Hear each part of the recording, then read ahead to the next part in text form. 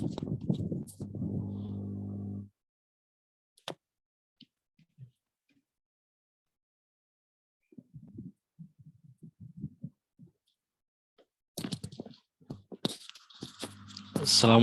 warahmatullahi wabarakatuh. Perkenalkan, nama saya Lutfi Ibrahim. Saya di sini akan mempresentasikan terkait ilmu hadis riwayah dan hadis diroyah.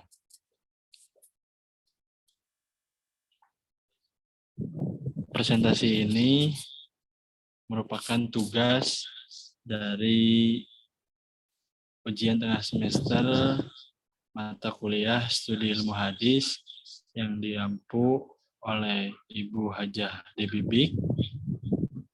Oleh karena itu, izinkan saya, Ibu, mohon maaf apabila ada kekurangan dan mungkin kekeliruan. Izinkan saya untuk memulai presentasi ini. Baik.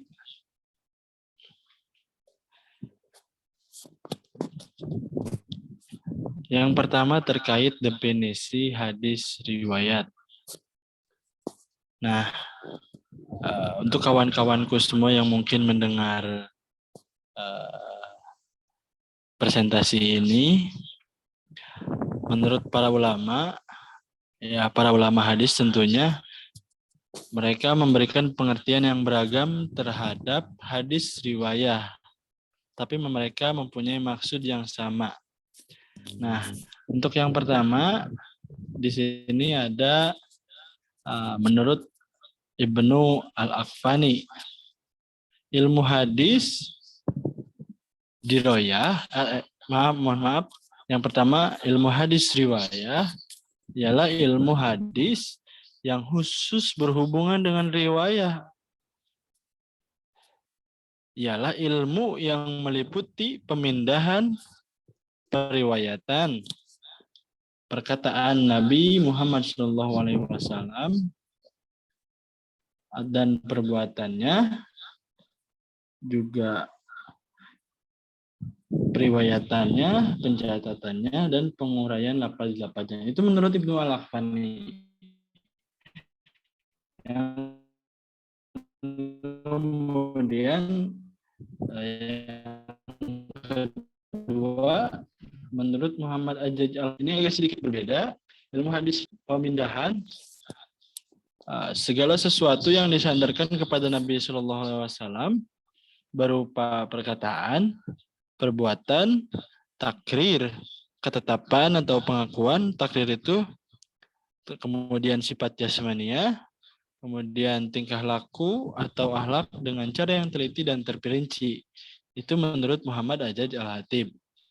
Yang terakhir, ini juga yang terkenal di hadis riwayah, definisi beliau menurut Ja'far Ahmad Ibn Latif Al-Usmani Al-Tahanawi, ilmu hadis riwayah ini ialah ilmu hadis yang khusus dengan riwayah, yaitu ilmu yang dapat diketahui dengannya perkataan, perbuatan, dan keadaan Rasul Sallallahu Alaihi Wasallam serta periwayatan, pencatatan, dan penguraian lafaz-lafaznya. Nah, baik kawan-kawanku sekalian, Ibu Debibik yang saya hormati, dari beberapa redaksi yang berbeda tadi yang sudah saya sebutkan, dapat ditarik pemahaman bahwa ilmu hadis riwayah adalah ilmu yang membahas tentang periwayatan secara teliti dan hati-hati terhadap apa saja yang disandarkan kepada Nabi, baik perkataan, perbuatan, kemudian persetujuan maupun sifat beliau. Dengan kata lain, ilmu ini merupakan ilmu mengenai periwayatan hadis. Untuk definisi hadis riwayah, seperti itu. Kemudian kita lanjut ke objek kajian ilmu hadis. Objek kajian ilmu hadis riwayah ini dari yang saya temui hanya ada dua. Ditinjau dari segi periwayatannya, kemudian segi pemeliharaannya. Jadi dua itu saja. Nah, kawan-kawanku sekalian, objek pembahasannya adalah diri Nabi Muhammad SAW dari segi perkataannya, perbuatannya, persetujuannya, sifatnya. Dengan tanpa membicarakan nilai sohih atau doibnya, atau ditolaknya, atau tidak sohihnya. Nah, fokus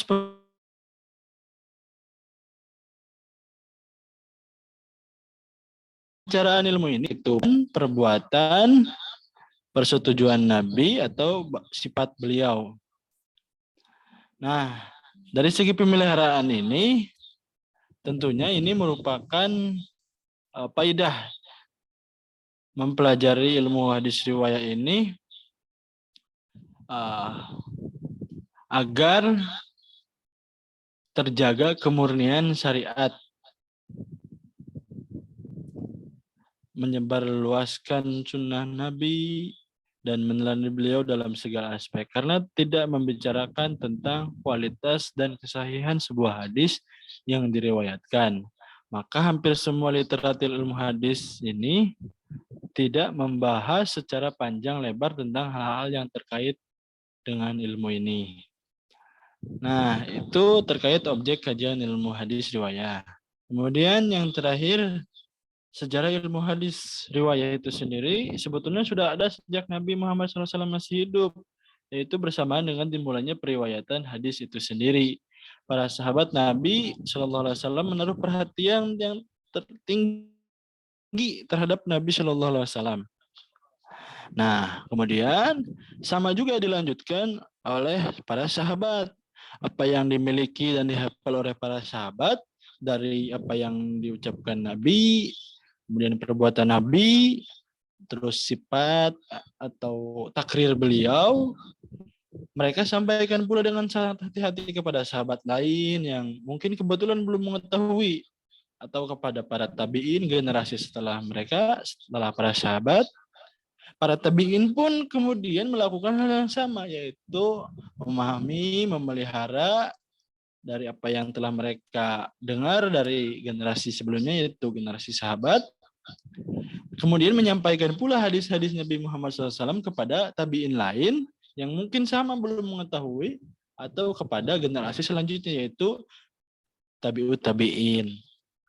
Nah, kawan-kawan sekalian, terkait ilmu hadis riwayat ini, saya hanya bisa menerangkan seperti itu. Ibu Debbie yang saya hormati, mohon maaf. Kemudian kita lanjut kepada hadis diroyah.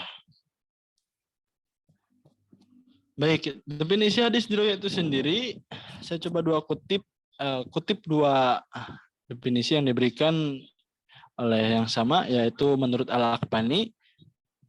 Yang pertama, ilmu hadis diroyah ini ialah ilmu yang bertujuan untuk mengetahui riwayat-riwayat, syarat-syarat, macam-macam, dan hukumnya, keadaan para perawi, syarat-syarat mereka, jenis yang diriwayatkan, dan segala sesuatu yang berhubungan dengannya.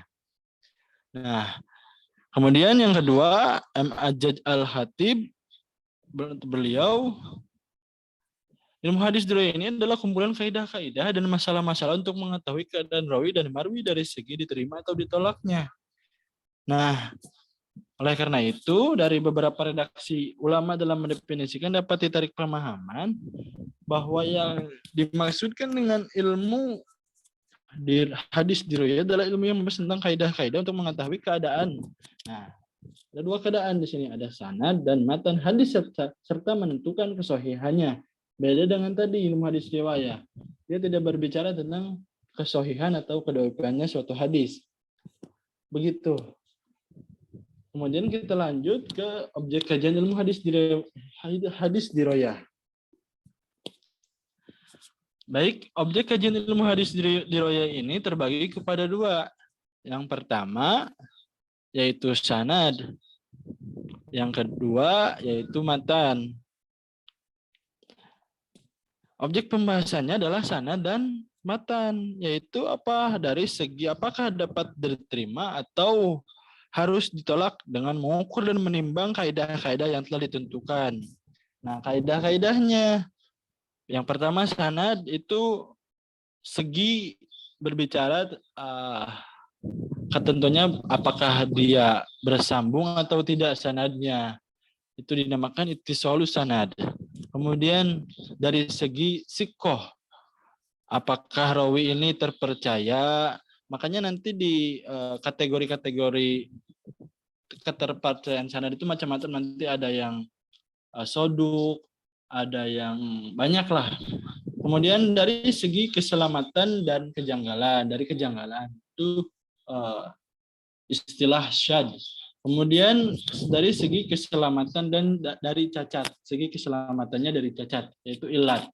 Nah itu segi atau istilah-istilah atau ketentuan objek kajian dari sanad. Kemudian yang kedua, nah ini matan. Matan ini berbicara tentang sahih dhaifnya. Selamat dari yang pertama kejanggalan redaksi atau yang disebut rakakat al-faj, yang kedua cacat atau kejanggalan makna disebut juga fasad al-makna, kemudian yang terakhir kata asing, gharib. Nah, kawan-kawan sekalian, Ibu Debibik yang saya hormati, pembagian ilmu hadis di riwayat itu ada 6. Ilmu rijalul hadis atau ilmu yang pertama ilmu tarikh ar-ruwat dan ilmu jarah wa ta'dil. Ini nanti ilmu rijalul hadis terbagi kepada 2. Kemudian yang kedua ilmu asbabul wurud al-hadis. Yang ketiga ilmu gharibul hadis. Yang keempat ilmu muhtalaf al-hadis. Yang kelima ilmu ma'ani al-hadis. Yang keenam ilmu nasih wal mansuh. Nah, dari segi objek kajian ilmu hadis dirayah tadi dapat disimpulkan bahwa ilmu hadis dirayah ini perbedaannya dari segi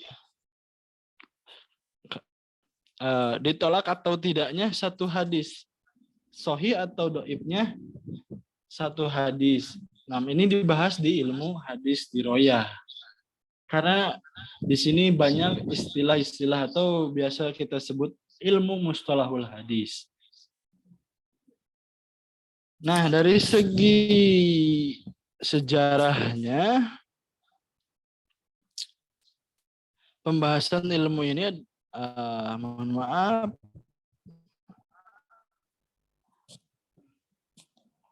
hanya itu saja yang dapat saya presentasikan.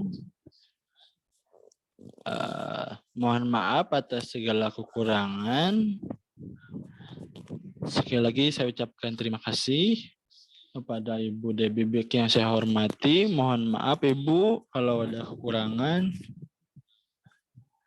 Dan ditutup dengan doa Rabbana atina fid dunya hasanah wa fil akhirati hasanah wa qina adzabannar. Wassalamualaikum warahmatullahi wabarakatuh.